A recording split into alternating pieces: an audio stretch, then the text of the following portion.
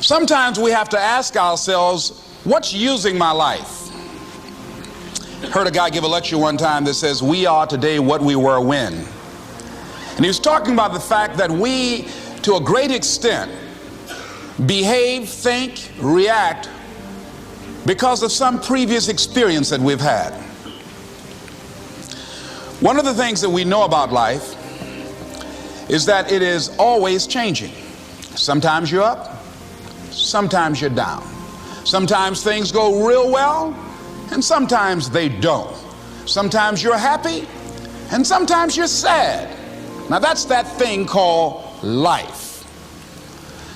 And when we begin to understand and know that, accepting that reality that we will never ever have things just on an even keel all the time, that you're going to have some ups and you're going to have some downs, but during those down moments, that's where the growth takes place. That's where the work is. See, anybody can feel good when they have their health, their bills are paid, they have happy relationships, business is successful. Anybody could be positive then. Anybody can have a larger vision then. Anybody can have faith under those kinds of circumstances. Am I correct? See, but the real challenge of growth, mentally, emotionally, and spiritually, comes when you get knocked down. Somebody said that adversity introduces a man to himself or a woman. How you handle it, that's where the growth takes place. When I was facing some challenges, I had a guy say something to me, and I suggest this is one of the first things that you want to do when you're facing a challenge. You want to get unstuck. Evaluate where you are. Look at it, assess yourself. Assess yourself and assess the situation. What brought you there? What role did you play? Earl Nightingale had a saying I like. He said, all of us are self-made, but only the successful will admit it. What has brought you to this point? What did you learn from it? Are you learning anything, or are you doing it over and over and over again? Somebody said that insanity is doing the same thing in the same way, expecting a different outcome. Are you going through it, or are you growing through it? Are you bigger and better because of it? Because it's not going to leave you until you grow through it. I was going through a major challenge in my life that was wearing me out, that was using me. You see, your mind is when you go into a service station to get gas, you don't go in there and just start pumping. When you push the lever up, it clears the previous bill. By the same token, if you want to begin to move, you've got to clear your mind of all the unnecessary luggage and baggage that's weighing us down. I couldn't move, I couldn't think about what am I going to do to get out of this situation, because I was so concerned about what happened and what he did to me and how bad it was. I was so stuck in that I couldn't even focus on what I should have done. Feeling sorry for myself and angry, and none of that was taking me anywhere. So pretty soon I learned through effort, made a conscious, deliberate, determined effort. I had to let it go. I had to forgive it. Let it go and begin to focus on developing myself. And I say to you, you're going to have people to do things to you. Things are going to happen to you. And the most important thing to do is to harness your will and let it go and move so you can grow, so you can get on with your life. It doesn't matter about what happens to you. What matters is, what are you going to do about it? All of us have experienced some tragedy, and if we haven't, we will. And you can either let it destroy your life, or you can build upon it. You can permit it to let it hold you down, or you can decide, I'm not going to let that happen to me.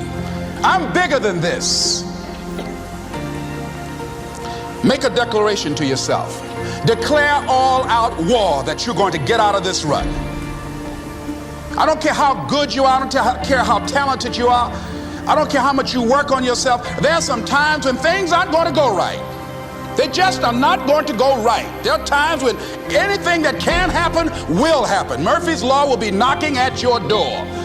Why? I don't know why. That's called life. And you have to deal with it. Sometimes your life will be in a slump, just like sports.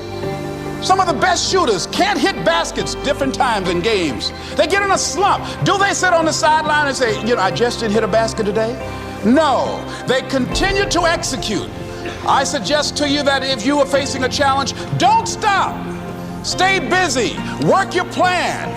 Continue to do those things that you know that work for you after you have evaluated yourself in the situation. Continue to move. Stay busy, stay busy, stay busy. Find somebody that you can help so you can forget about you for a moment. See, sometimes the best thing to do is to be. Sometimes you have to just back up and go within yourself. A bow and arrow, you can't take a bow and just push it out an arrow. You just can't push the arrow out.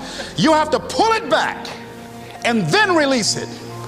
Sometimes you have to back up and go within and pray and meditate and recharge your batteries. Go away, clear your head, and then come back and look at it from a different vantage point. Don't operate while you're under the spell or the effect of what's going on. Next thing is that you've got to activate the thinker in you. Don't allow your emotions to control you. We are emotional, but you want to begin to discipline your emotion. If you don't discipline and contain your emotions, they will use you. Your mind goes on automatic, just like a guard. You know, I loved reading the book called As a Man Thinketh by James Allen. He uses the analogy of the mind being like a garden. You know, weeds don't have to have any encouragement to grow. You don't have to water them. They don't have to get sunshine. They don't have to have fertile ground. They will grow through the cracks of a sidewalk. Am I right? But if you want to grow orchids or roses or any kind of exotic flowers, there are special processes and procedures you must go through. Well, by the same token, you don't have to force yourself or motivate yourself to think negatively, to be depressed, to hate somebody, to want revenge, to want to get back at somebody, to beat yourself up over the head, to feel loaded with guilt. You don't have to make any effort to do that. Your mind is on automatic. It will do that by itself. But if you want to begin to move into your own personal greatness, if you want to begin to really enjoy a happy, successful, healthy life, you've got to be willing to go against the tide. You've got to be willing to harness your will and say, in spite of this, I'm in control here. I'm not going to let this get me down. I'm not going to let this destroy me. I'm coming back, and I'll be stronger and better because of it. You have got to make a declaration that this is what you stand for. You're standing up for your dreams. You're standing up for peace of mind. You're standing up for health. You want it. And you're going to go all out to have it. It's not going to be easy. When you want to change, it's not easy. If it were in fact easy, everybody would do it. But if you're serious, you'll go all out. So yes, I'm going to turn this situation around. I'm not going to sit back and moan and cry over what happened and what went wrong and who did what. I'm going to do something about this situation. The next thing that is important is that expect things to get better for you, because they are. See, life is cyclic.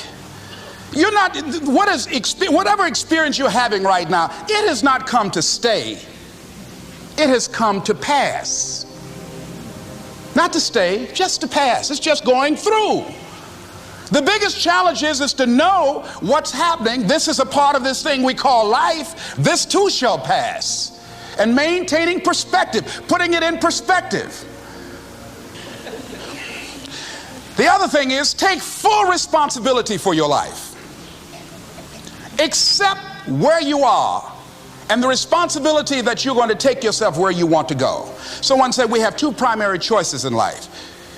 We can either accept conditions as they exist, or we can take the responsibility to change them. See, a lot of people want to exempt themselves from taking responsibility. All they want to do is talk about the problem. Every time you see them, they'll tell you their story over and over and over and over again. No. You want to take responsibility for your life. I got me here, I can get me out of this. And I'm getting out. I'm not going to be a volunteer victim. George Bernard Shaw said there are two kinds of people in life.